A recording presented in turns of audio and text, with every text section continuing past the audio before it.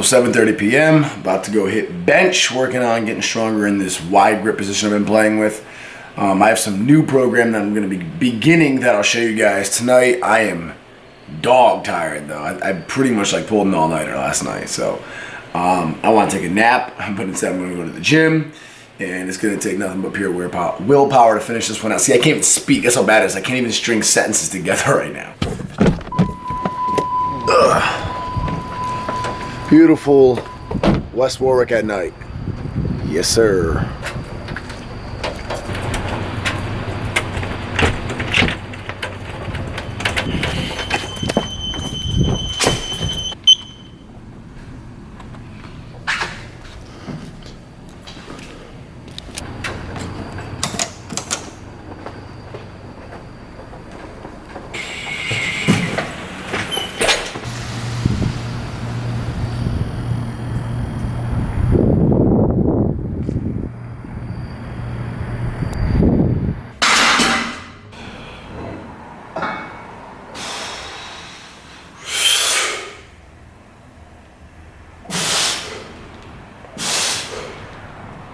So today's game plan was basically just start from the bottom, work on perfecting technique, and just get stamina in the new wide grip. So I had to do a 5x5, but I basically had to add on 5 pounds each and every single set until I reached a weight that was like an RPE 9 at 5 reps. So basically until I reached a weight that like I can maybe do 6 out of at most, but that's it, so pretty heavy. I didn't really know where that was gonna be, especially not having a lift off. I benched all the way up to a 345 bench without ever using the lift off ever. But Max Tuning actually, one time when we were collabing, he was the one who told me I should try to get used to getting a lift off just because it saves so much energy. And it really does. And once you get used to getting a lift off, it sucks going without one, especially when you're using a newer grip and you're not used to it. It's just a lot less stable. Also, I can't slide down the bench as far when I'm lifting myself off, so I gotta be careful not to hit the pegs. But it still went fine. That's just a complaint. Like that's not really, it didn't affect the workout. It's just an annoyance. Started off with, I think I started my counting 5s at like 225. And then I just went up from there. I did like a million sets of 5 jumping up. Finally until I reached about 275 and that was my top set. That one felt pretty heavy. If you notice the first like couple of reps, I'm like wobbling, like I'm tilting to one side then the other side. And that's what I'm talking about when I say I don't feel stable in the new grip yet. So that definitely probably killed a lot of energy. Just need to really just continue getting used to the wider grip. I think that's about it, simple as that. So worked up 275, and then the instructions were to strip the weight back down to the first set weight. And obviously since I didn't know which set was gonna be my first, you just subtract 5 sets worth of weight. So subtract 25 pounds and do one set of like 8 to 10 reps with that weight, which was like 250. So nothing exciting. Did some accessory stuff with incline dumbbell pressing and all that fun stuff and this stuff you've seen a million times. So not a whole lot to show you because we're just rebuilding on the bench now. But yeah, man, that's it. I'm so unbelievably tired. Like you guys have no idea. It's like 9:45 p.m. and I'm ready to pass out.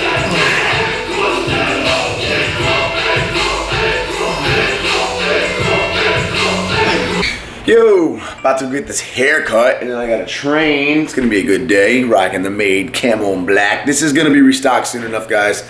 I promise. I just got the new samples in according to my supplier, but they didn't come in. And then I found out they sent them to my old trap house. I never updated the address, which was my fault. But Dan Mackler says that they didn't come to his house. So now I'm very confused as to where they are. Look what my brother-in-law got me for a housewarming present. That is amazing because I was actually just thinking yesterday how I need to get a crock pot for the new place. And he read my mind and got it. And then he also got me some new glasses, which is awesome. Like this is amazing. Again, when you're moving in, guys, it's the little things you never think about that make all the difference. So this is incredible. Thank you, Rob Morrison, if you're watching this video.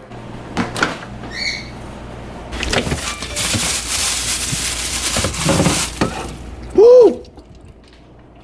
That stuff's disgusting. Do not for a second think that is mine because that is gross. I'd rather drink that than that.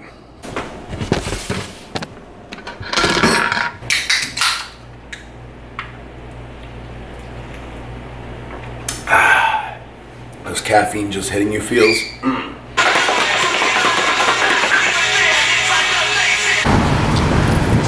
Boom.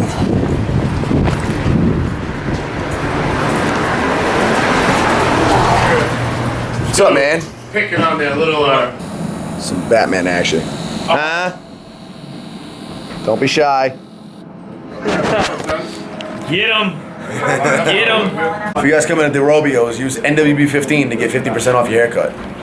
You will get 50% off. Also, Jake doesn't accept tips. Nope, no tips, just cash. How much do I owe you for this? I won't pay more than $5. You owe me $17.52. All right, that makes sense. Let's do it. That is how you wheel and deal. Just ordered at Chipotle and heard my name being called, and I ran into these two guys that are subscribers, and they have really, really cool clothing on. I gotta find out what brand it is. It's a clean shirt. I have to ask you where you got that.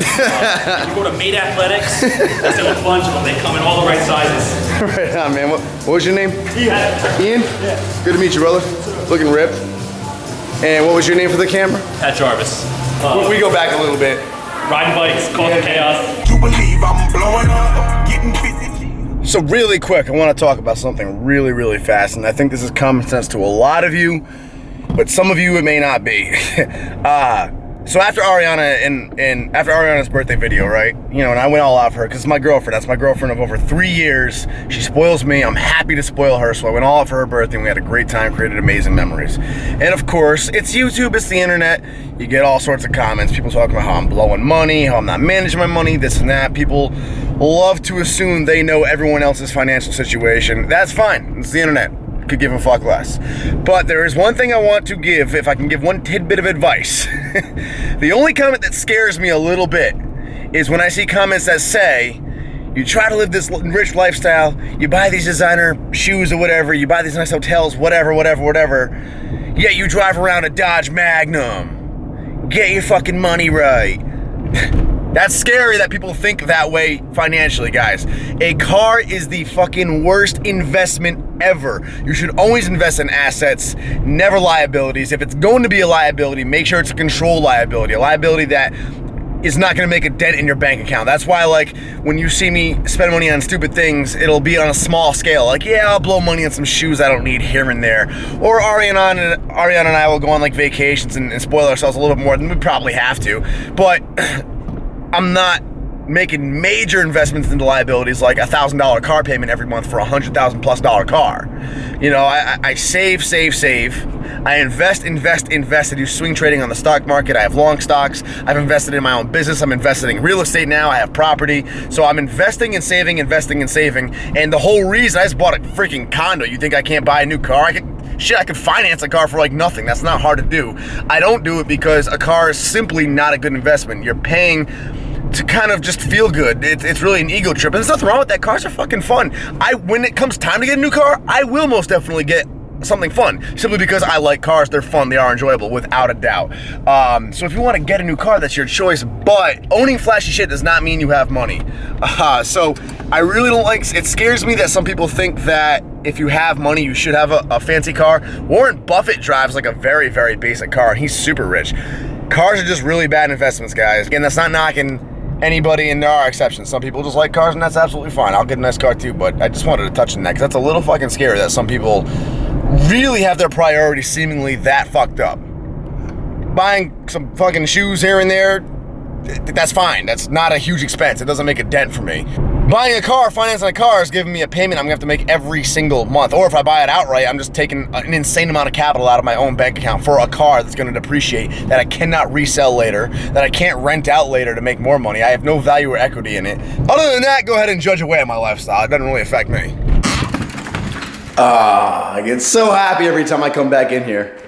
So happy. And it's mine. Like, this is my investment. I'm so happy. It smells like new paint too. Just gotta pop in here real quick. I got furniture coming tomorrow, and I'm actually about to leave cash for Nick because his friend is selling a TV. And it's a really good price, because he's a friend.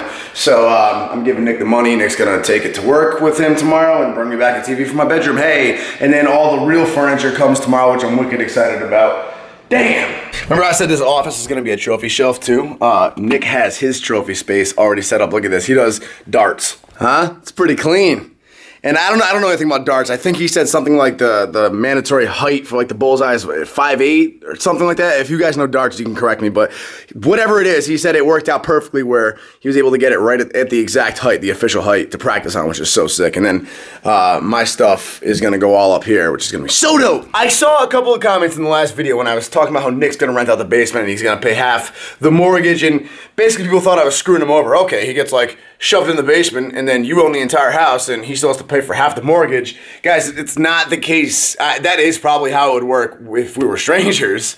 But Nick is my best friend. He's my brother. I'm going to take care of him. He always takes care of me. This house is 50-50. He's my boy. I want him to feel like this is his house. I would never do that to him. The basement was literally just if he wanted the basement for his own privacy because, you know, both bedrooms upstairs, you know, we're grown men and might want privacy. So I was going to give him that option. And whichever one he didn't take, I would turn into the office. He said he wanted the actual bedroom. He got the actual bedroom. And then look, he has his own little space down here.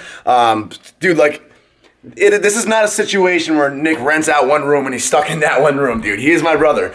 He's going to live in this house. This is his house, too. He's going to hang out in the living room with me, hanging out in the kitchen. Like, we're splitting this 50-50 like we always have just because that's the relationship we have. And therefore, we split the mortgage down the middle. And again, guys, without getting into the actual prices, both of us paying just half the mortgage each comes out to less than what even the cheapest rent would be for a one-bedroom place. So for 3 floors, 2 bathrooms, 2 bedrooms, and free reign of the entire house, he's paying nothing, which is an amazing deal. So don't ever worry. I am not an asshole. I would never screw a friend over like that. However, I'm also not mad about the fact that he works from like morning to night and then goes to sleep and is a neat freak and is really quiet and never around. So that is also a benefit.